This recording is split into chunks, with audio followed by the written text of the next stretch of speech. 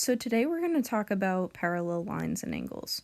And so here I have a diagram of two parallel lines and a transversal going through those parallel lines. So I just labeled those parallel lines M and L. And so above, before you watched this video, you saw a couple of theorems. And so these theorems are very important. And so we're going to use them in these examples. So now I want to suppose that the measure of angle 1 is equal to 80 degrees, and I want to find the following measurements.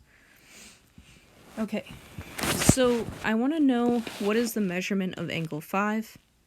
Well, we notice here that since lines M and L are parallel lines, then I know that corresponding angles are congruent. And so since angles 1 and angles 5 are corresponding angles, then I can say that the measurement of angle 5 is going to be 80 degrees. But let's write all of this down. So here, since M and L are parallel,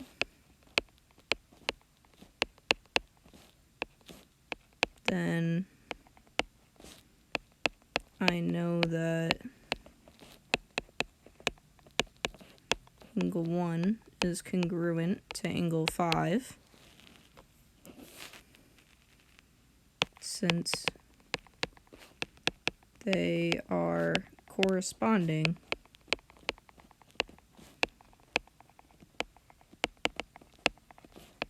angles.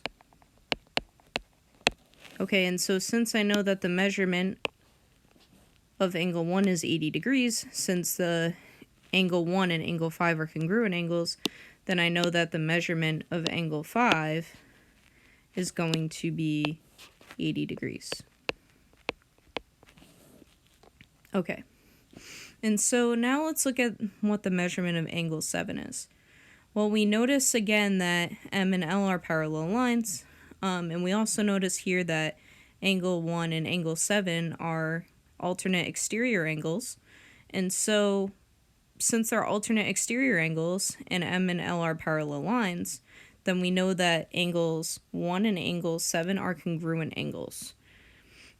Okay, so let's write that down. So since M and L are parallel lines,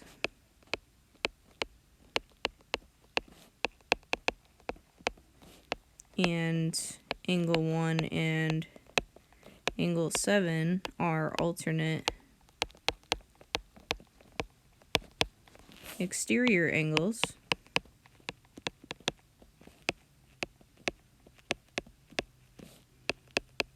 then I know that angle 1 is congruent to angle 7.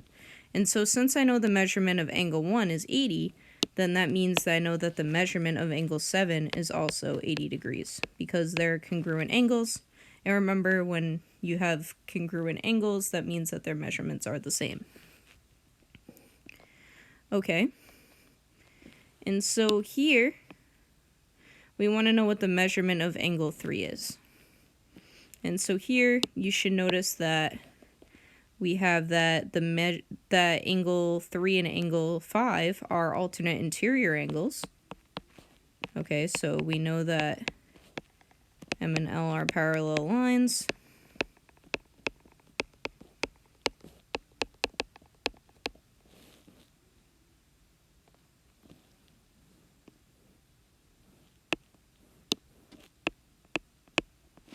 And angle 3 and angle 5 are alternate interior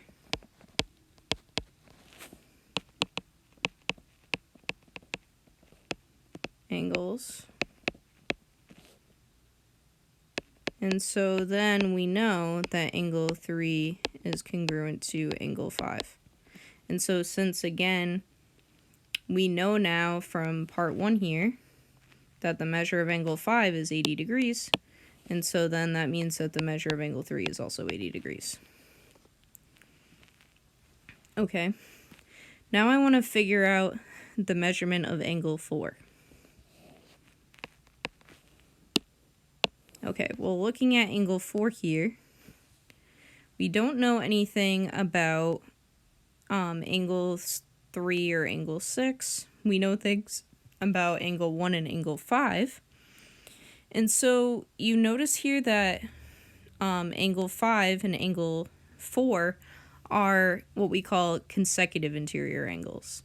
Okay, and so we have a theorem that says that if our lines M and L are parallel lines and we have consecutive interior angles, that means that those angles are supplementary, meaning they add up to 180 degrees. So here, I know that the measure of angle 5 is equal to 80 degrees. So then that means the measure of angle 4 plus the measure of angle 5 will give me 180 degrees. So since M and L are parallel and angle 5 and angle 4 are consecutive interior angles,